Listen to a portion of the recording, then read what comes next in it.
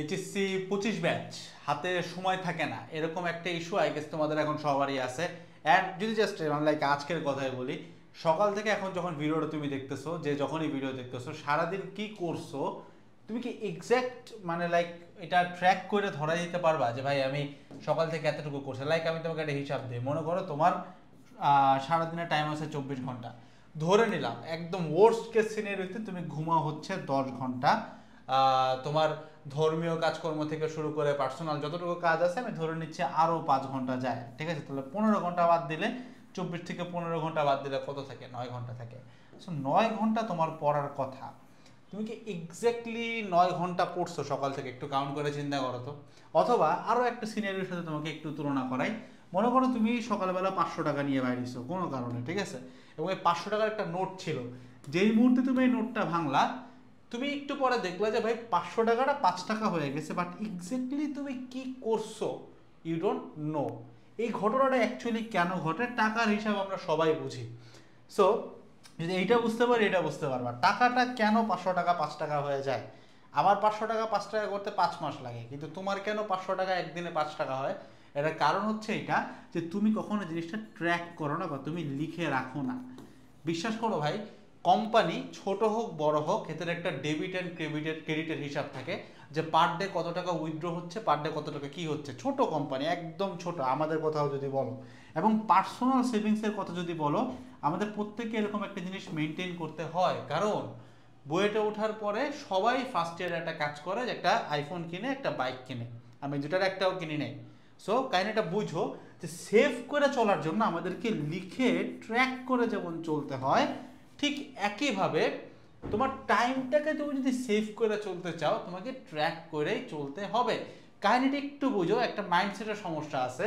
তোমার কাছে যতক্ষণ পকেটে 500 টাকার নোট আছে এবং তুমি ভাঙ্গাইছো, স্টিল তোমার কাছে ধরো 450 টাকা আছে, তোমার মাথায় এখন একটা সেন্স আছে ভাই আমার কাছে কিন্তু টাকা আছে। এই সেন্সটা তোমাকে আরো বেশি প্রমোট করে যেন তুমি টাকাটা আস্তে আস্তে আস্তে করে খন্ডাইতে থাকো। Same goes for hair. তুমি মনে করো দুপুর 2টায় উঠছো, তুমি বিরাট মনে করো একদম সিরাজউদ্দৌলা, তুমি দুপুর 2টায় উঠে তুমি চিন্তা করতেছো ভাই হাতে এখন মেলা টাইম, রাত 12টা পর্যন্ত যদি আমি চিন্তা করি, আর আমি তো মানুষ বলো না, আমি তো ঘুমাই রাত 2টায়, তাহলে হাতে এখনো 12 ঘন্টা টাইম আছে। আমি যদি 3 ঘন্টাও ফেলাই দিই তাও আমার হাতে আরো 9 ঘন্টা আছে। তুমি এই ক্যালকুলেশনটা করো।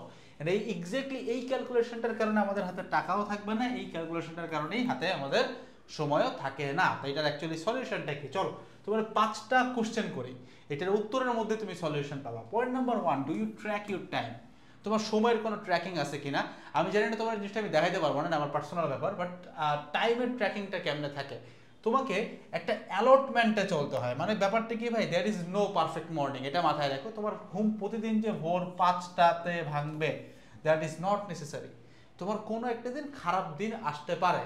যেমন ধর্মের কথা চিন্তা করো, নামাজ বাদ গেলে কিন্তু কাজা নামাজের সিস্টেম থেকে কেন থাকে? কারণ সৃষ্টিকর্তা জানে যে তোমার নামাজ একদিন না একদিন তুমি বাদ দিবে, কারণ তুমি যাওরা, এটা সবাই জানে। সো এরকম করেও তোমার প্রতিদিন ঘুমটা ভাই ভোর 5টায় নাও ভাঙতে পারে। তখন কি করবা? যখন থেকে উঠছো তখন থেকে তোমার কিন্তু ট্র্যাকিংটা করে আগাইতে হবে, ঠিক আছে? সো ট্র্যাকটা কেমনে করে? আমি যেমন আজকে সকাল থেকে উঠলাম, আমি দেখলাম যে আমাদের হচ্ছে প্ল্যাটফর্মের ভিতরে স্লাইড লাগবে হচ্ছে প্রায় 150টা স্লাইড, ওই দিক দিয়ে আমাদের স্লাইড মেকার নাই। তখন আমি কি করলাম যে 150টা স্লাইড আমাকে এখন নিজে বানাইতে হবে, কিছু করার নাই, I'm the owner and I'm the one man army, you can say. So আমরা কি করলাম, এই স্লাইডটা বানাইলাম, আমি নিজে স্লাইড বানাইছি, ঠিক আছে? আমি দেখছি যে 500 সাবস্ক্রাইবার নিয়ে কোম্পানি খুলে বসে স্লাইড মেকার রাখে 10টা, বাট আমি নিজেই বানাই, জাস্ট বুঝাচ্ছি।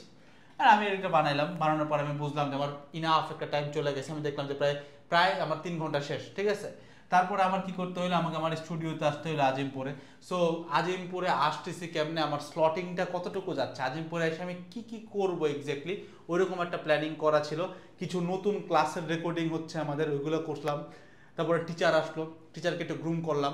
তারপরে হইতেছে এখন আবার ভিডিও রেকর্ড করতেছি, কিছু ভিডিও বানাবো, তারপর আবার একটু প্রেসে যাওয়া লাগবে, ওইটা এক্সটার্নাল কাজ। সো আমাকে না একটা ভাই স্লটিং করে আগাইতে হয়। আবার অ্যাট দ্য সেম টাইম মাঝখানে একটা সিক্রেট তোমাকে আমি বলি নাই, দুপুরবেলা আমাকে বুয়েটে যাওয়া লাগছিল, ক্যাম্পাসে যদিও পাশেই, বাট ওইখানে যাও আমার একটা অ্যাডভাইজারের সাথে বসা লাগছে। সো এই যে কিছু টাইম স্লটিংগুলো থাকে, এটা যদি আমার কাছে একদম লিটারাল লিখিত না থাকে, আমি কিন্তু সারাক্ষণই মনে করবো তো অনেক টাইম, একটা টাইমে গেলেই হয়েছে। সো ডিলিউশনালের মধ্যে যদি তুমি কাটাও, তোমার হাতে টাইম থাকবে না। তুমি একটু চিন্তা করো, তোমার মাথায় এখন কি কি ঘুরে, এই যে মেসেজ দেওয়া শুরু করছে, আচ্ছা, তো তোমার মাথায় এখন ভাই কি ঘুরে? তোমার মাথায় ঘুরে যে সিনিয়র ব্যাচকে নিয়ে কি হইলো, তারপরে বন্যার ব্যাপারটা, ওদের এক্সাম খারাপ হচ্ছে, কিভাবে হচ্ছে না হচ্ছে, এই জিনিসগুলো তোমাকে পেইন দেয়। তারপর ওই দিক দিয়ে জুনিয়র ব্যাচ আসতেছে, ওরা কি করলো, এরকম বিভিন্ন জিনিস তুমি খালি দেখো, you just watch, you do nothing. So এই জিনিসগুলোর কারণে কি হয় ভাই, তোমার টাইমের ট্র্যাকিংটা থাকে না। সো ফার্স্ট থিং হচ্ছে টাইমটা ট্র্যাক করো, যতটা শিটি হোক, মানে no matter how much shitty you are. ধরো জাস্ট টেক অ্যান এক্সাম্পল, ধরো ইউ ম্যাস্টারবেট, ইউ ফ্যাট, ওই জিনিসটা তোমার যেন মাথায় থাকে যে শালা আমি একটা জাউরা, আমি পার ডে 2 ঘন্টা এটা করছি, এটাও যেন লিখিত থাকে, এটা একটু মাথায় রাখো, এটা একটা পার্সোনাল খাতা। So you have to calculate each and every single sheet, যে তোমার কি কি ট্র্যাক আছে কি নাই। যাই করো, খারাপ কাজ করো, তুমি যদি নেশাও করো, ওইটাও যেন লিখিত থাকে। আগে আমি তোমার বুঝাইতে পারছি, কারণ আমি তোমার বড় ভাই হিসেবে বুঝাইতে চাইতেছি। এমন না যে খুব সুন্দর একটা সলিউশন দেবো, কেউ মানতে পারবে না। জাস্ট বুঝাইলাম যে যেটাই খারাপ করো, যেটাই খারাপ, সবাই বাজে ভাই, যাই করো না কেন ওটা যেন লিখিত থাকে। সেকেন্ড থিং আসো, শিট কাট কি হয়েছে ভাই। শিট কাট বলতে আমি কি বোঝাচ্ছি, আমি লাইক মানে আজকে না, মানে আজকে রাতে না, মানে আজকে রাত বলতে কালকে রাত না, পরশু রাতে একটা ছেলের সাথে কথা হইলো। তো ওর হইতেছে, ও কিন্তু 25 ব্যাচে, ঠিক আছে, এইচএসসি 25 ব্যাচে। তোর মোটামুটি মানে লাইক সিলেবাস 90% ডান। এবং ও এখন আমাকে জিজ্ঞাসা করতেছে যে ভাই আমার এখানে একটা অফলাইন টিচার আছে, যার কাছে আমি যে একটু ভেক্টর থেকে আবার পড়াটা শুরু করতে চাই। তাই আমি ওকে জিজ্ঞাসা করলাম, ভাই তুমি ভেক্টর থেকে কেন শুরু করবা, তুমি তো পড়াশোনা করছো মোটামুটি, তো একটা মানে বাংলাদেশের একটা রিনাউন্ড প্ল্যাটফর্মের নাম বলো, এখানেও কোর্স টোর্স করছে, অফলাইনেও একটা রিনাউন্ড প্ল্যাটফর্মের নাম বলো, ওইখানেও কোর্স টোর্স করছে। সো পরবর্তীতে আমার কাছে মনে হলো যে ভাই না, ঠিক আছে, যে ও তো 2টা জায়গায় কোর্স করছে, সো তো সব কন্টেন্ট আছে, he has all the resources. ও আবার কেন নতুন করে টিউশনে যাইতে চায়, আবারও কেন নতুন করে একটা জায়গায় টাইম ওয়েস্ট করতে চায়। এই জিনিসগুলো যখন চিন্তা করতে গেলাম, মাঝখান দিয়ে একটু চিপায় যে আমি একটা কোশ্চেন করলাম যে ভাই তুমি কি টেস্ট পেপারটা সলভ করছো, ভাই করে নাই সলভ। সো কিন্তু জাস্ট এই ক্লিয়ারেন্সে পড়ে আছে। এই যে সমস্যাটা, এটা যে কতটা প্রকট, যে আমরা শিট কাট করতে পারি না, মানে আমরা অ্যাকচুয়ালি ডিক্লাটারিং জিনিসটা বুঝিই না। যে আমি ওই একই ভেক্টরের ক্লাস করছি 10 জায়গায়, একই থার্মোডাইনামিক্সের ক্লাস করছি 10 জায়গায়, বাট আমার তো লাভ নাই, সেম কন্টেন্ট তো ভাই। তুমি বুঝতেছো না কেন? আমি কেমনে ক্লাস করতাম, একটা ক্লাস দেখছি, দেখার পরে নোট ডাউন করা শেষ, মানে ওইটার উপর একটা সিল মেরে দেবো, শেষ, ওইটা আর জীবনেও খুলবো না, মানে ওইটার মধ্যে আর কোনো কন্টেন্ট আমি অ্যাড করবো না, ওইটাই রিভাইজ দিব, টেস্ট পেপার সলভ করবো। এখন টেস্ট পেপার সলভ করতে যাই, যেখানে আটকে গেছে ওইটা আমি অ্যাড করবো, কিন্তু ভাইয়া ভেক্টরের জন্য এখন ফ্রি প্লেলিস্ট কোনটা হবে, এরকম করে 10টা জায়গায় নক দিয়ে 10টা জায়গায় কন্টেন্ট দেখলাম। তারপর মনে করো তুমি ভালো কোর্স করছো, তোমার তো দরকার নাই এই কোর্সে আসার, কোনো দরকার নাই এই কোর্সে এসে এখানকার ক্লাস দিয়ে তোমার কোনো দরকার নেই, কারণ তোমার কাছে কন্টেন্ট তো আছে ভাই।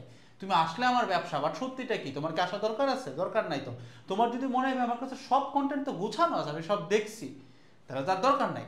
এখন যদি কারো এমন হয় যে না ভাই আমার কাছে গুছানো নাই, বা জিনিসটা এত বড় আমি পরীক্ষার আগে শেষ করতে পারবো না, বা কি বুঝাইছে বুঝি নাই, ওই ক্ষেত্রে তুমি এই কোর্স ওই কোর্স যে কোনো জায়গায় চিন্তা করতে পারো। বাট তোমার কাছে ভাই সব গুছানো আছে, তাহলে এই এক্সট্রা কারেন্টটা কোন জায়গা থেকে উৎপত্তি হচ্ছে, যে তোমার কাছে মনে হচ্ছে ভাই আমাকে এই জিনিসটা আবার করতে হবে। ওয়াই দো ম্যান, টেস্ট পেপার আছে, কোশ্চেন ব্যাংক আছে, এত কিছু আছে ভাই, তোমার ব্যাচমেটরা তো এগুলোও করতেছে, তুমি কেন একটা জায়গায় ফ্যাসিনেশনে আসো? এই কারণে তো আমরা এইখানে সব কিছু একসাথে অ্যাড করি যেন তুমি করতে পারো, ঠিক আছে?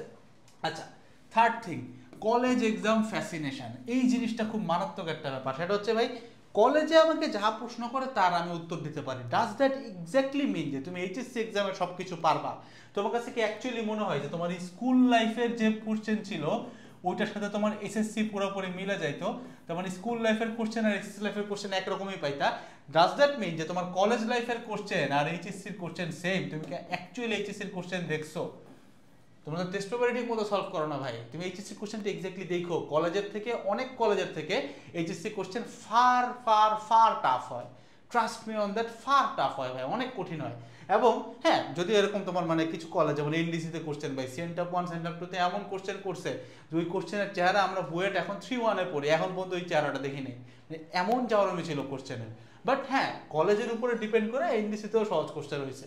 সো আমার কথা হচ্ছে ভাই কলেজ এক্সামের কোশ্চেন আর এইচএসসির কোশ্চেন সেম না। তুমি কলেজ এক্সামে খুব টপ হয়ে গেছো, ডাজন্ট দ্যাট মিন যে তুমি বোর্ডেও খুব কিছু একটা করে আসবা। সেই জিনিসটা মাথায় রেখো। কলেজ এক্সাম ফ্যাসিলিটেশনটা তোমাকে বুঝায় যে ভাই হ্যাঁ, এই যে আমার কাছে তো আরো টাকা আছে, তো খসাইতে থাকি, ওইরকম আমার কাছে অনেক টাইম আছে, আমি তো পারি।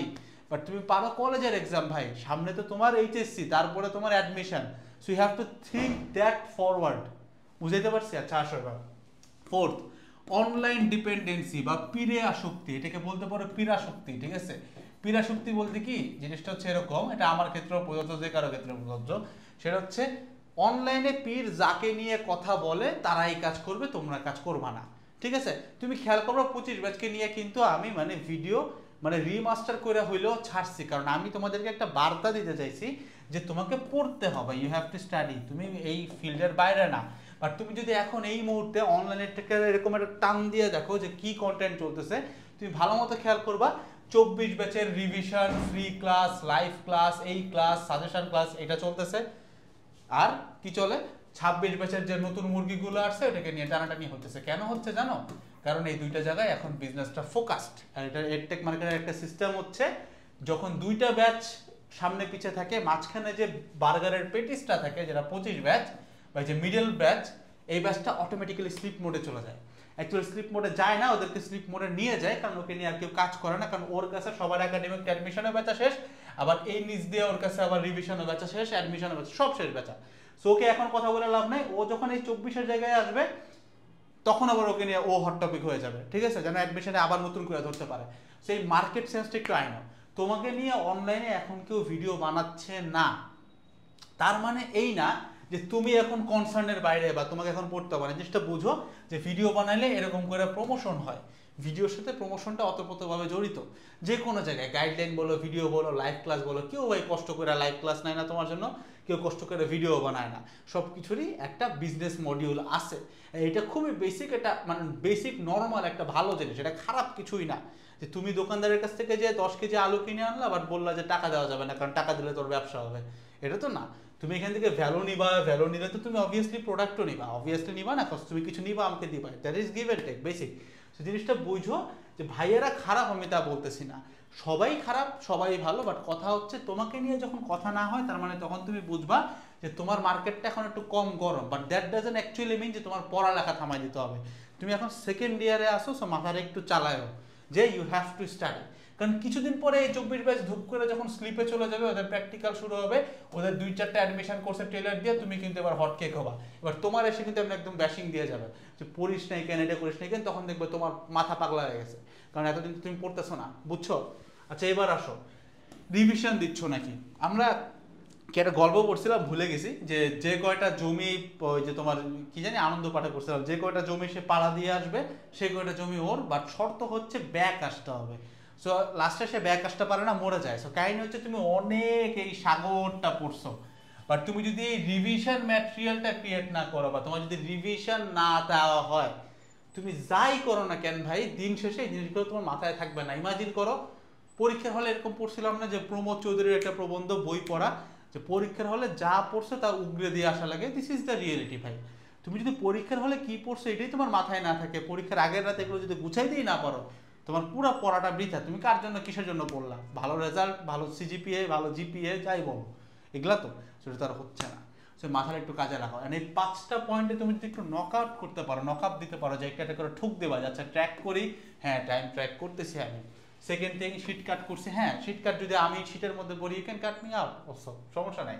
College exam fascination, college exam নিয়ে কি খুব বেশি মাথামাতি করি? এটা চিন্তা করো, কলেজ এক্সাম এরকম হইতে পারে, এক হচ্ছে প্রচন্ড হার্ড, একটা হচ্ছে প্রচন্ড ইজি। চিন্তা করতে হবে যে বোর্ড এক্সাম হচ্ছে দুইটার অ্যাভারেজে হয়, স্ট্যান্ডার্ড কোশ্চেন হয়, নট ইজি নট হার্ড, ঠিক আছে? ফোর্থ হচ্ছে অনলাইন ডিপেন্ডেন্সি, আমাকে কোন পীর কবে পড়তে বললো এটা মাথায় না রেখে, আমি কবে বললাম এটা মাথায় না রেখে নিজে পড়ো। আমি যদিও তোমাকে কন্টেন্ট দিচ্ছি, বাট তারপরেও মাথায় রেখো পড়তে হবে। তোমাকে নিয়ে ভিডিও বানাচ্ছে না, দ্যাট ডাজন্ট মিন তোমাকে করতে হবে না। মানুষের ইয়েস অর নো অ্যাপ্রুভালের জন্য বসে থাকো না, ইয়েস অ্যাপ্রুভালের জন্য বসে থাকো না, ঠিক আছে? অ্যান্ড ফিফথ থিং হচ্ছে রিভিশন দেওয়া শুরু করো। প্রতিদিন ডেইলি টাইমের 5 ভাগের 1 ভাগ যেন তুমি রিভিশন দাও, এটা মাথায় রেখো, এই স্কেডিউলটা চালাও। অ্যান্ড মমিত ভাই, তাজওয়ার মমিত ভাইয়ের একটা পড়া একটা কথা আমার কাছে খুব ভালো লাগছে, দ্যাটস আমি একটু রেকর্ড করব। সেটা হচ্ছে এরকম যে ভাই বলছে যে তুমি যদি একদিনে এক্স পরিমাণ পড়াশোনা মানে ক্লাস দেখো, তাহলে তোমাকে নিজে 2x পরিমাণ পড়াশোনা করা উচিত। সো মোদ্দা কথা হচ্ছে তোমাকে নিজে পড়তে হবে। তো তুমি যেই ক্লাস যেই কোর্স যেখান থেকে যাই করো না কেন, মেক শিওর করো দিন শেষে তুমি যা পড়ছো মানে যা ক্লাস করছো তার দ্বিগুণ পরিমাণ টাইম যেন তুমি টেবিলে বসে স্টাডি করো, ওই জিনিসটা নিয়ে নিজে পড়ো। So that's all over the whole video ভাই। আমার কাছে মনে হয় যে এই জিনিসটা পড়ার দেখার পরে যাদের হাতে সময় থাকে না, এই জিনিসটা সলভ হয়ে যাবে। বাট তারপরে লাস্ট একটা কথা বলি, কথাটা অপ্রিয়, সেটা হচ্ছে ভাই দেখো, তুমি আমি আমাদের নিজেদেরকে সৃষ্টি করি নাই, we are not self created, we got created by the almighty, ঠিক আছে, যে ধর্মেরই হও না কেন, we got created by the almighty. So কাহিনী হচ্ছে তুমি যেহেতু নিজেকে সৃষ্টি করো নাই, সো টাইম ক্লকটাও না তোমার নিজের তৈরি করা উচিত না। এবং জিনিসটা বললে খুব অপছন্দ করে, বাট একটা জিনিস মাথায় রেখো ভাই, রাতে গভীর রাতে কাজ করাটা না ভাই হার্ড ওয়ার্ক না, প্লিজ, এটা হার্ড ওয়ার্ক না। বরং হার্ড ওয়ার্ক হচ্ছে প্রতিদিন এই ভোর 5টার সময় ওঠা, ওইটা প্রতিদিন ওই টাইমটা কাজ করা হচ্ছে হার্ড ওয়ার্ক। ইনফ্যাক্ট টাইমলি ঘুমাইতে যাওয়া এবং ঘুম থেকে ওঠা, এই জিনিসটা একটা hard work. So online media তোমাকে যেমনি করে মানে দিচ্ছে যে এরকম যে রাতে কাজ করছি, that in hard work man. Hard work is 5টা থেকে উঠবা অ্যান্ড তুমি ঘুমাইতে গেছো ধরো রাত 1টায়, 1টা থেকে 5টায় 4 ঘন্টা ঘুমায় সারাদিন সার্ভাইভ করছো, that is called hard work. This is what I do. এবং এই আইডিওলজিটা আমি বারবার প্রিচ করতে চাই, আমি চাই যেন তোমরাই কাজটা করো, যে বায়োলজিক্যাল ক্লকটা ভাই সৃষ্টি করতে চাই আমি দিয়েছি অমনে করি। আমাদের যে কোনো ধর্মে, তুমি যে কোনো ধর্ম ঘাটাঘাটি করো, বলা আছে যে ভোরে পড়ো, ভোরে উঠো, মানে ভোরে উঠে কাজ করতে কইছে, রাতে ঘুমাইতে বলছে। এবং যদি ইসলামের কথা বলো, রাসূল সাল্লাল্লাহু আলাইহি ওয়াসাল্লাম বেসিক্যালি তাহাজ্জুদ নামাজের পর থেকে আর ঘুমাইতেন না, ঠিক আছে, কিন্তু তাহাজ্জুদ নামাজের আগ পর্যন্ত কিন্তু সে ঘুমাইতো। সো বুঝছো তো, মোটামুটি ওই টাইম স্লট অনুযায়ী চিন্তা করলে সে, তুমি যদি জাস্ট বেসিকলি চিন্তা করো, তাহাজ্জুদ নামাজ কিন্তু এখন 4টাতে পড়া যায়, ঠিক আছে, 4 AM। তো 4 AM এর মধ্যে যদি তুমি উঠতে পারো, অ্যান্ড তুমি তাহলে ঘুমাবা কয়টায়, ধরো 11টায় ঘুমাও, 11 PM, তাহলে 5 ঘন্টা ঘুম হচ্ছে। সো ওই কাউন্ট করে কিন্তু তুমি চলতে পারো। সেই জিনিসগুলো একটু ডেভেলপ করার ট্রাই করো, তোমার হাতে এখন টাইম আছে, এই জিনিসটা ডেভেলপ করতে পারলে I can assure you biological clock এত মারাত্মক একটা জিনিস ভাই, মানে একটা নেশার মতো লাগা যায় যখন তোমার কাছে জিনিসটা একটা মানে মানে ইউজুয়াল নর্ম হয়ে যাবে, যে ভাই এইটাই তো বেসিক লাইফ, আমি ভোর 5টায় উঠবো, এটাই তো বেসিক লাইফ। সেই জিনিসটা একটু ডেভেলপ করার ট্রাই করো, দেখবে হাতে এমনিই টাইম থাকবে ভাই। তুমি সকালে উঠে যখন 6 ঘন্টা ধুমধাম পড়ছো, বাকি দিন তুমি জাস্ট সারাদিন বসে মানে শুয়ে থাকো, স্টিল তোমার হাতে টাইম থাকবে। তো জিনিসটা একটু মাথায় রাখো। তো দেখো হচ্ছে নেক্সট ভিডিওগুলো, তো সবাই ভালো থাকবেন। হ্যাঁ, যাদের এই কোর্সটা দরকার, ডেমো ক্লাস দেখা চেক আউট করতে পারো। That's all about it. আসসালামু আলাইকুম সবাইকে, টাটা।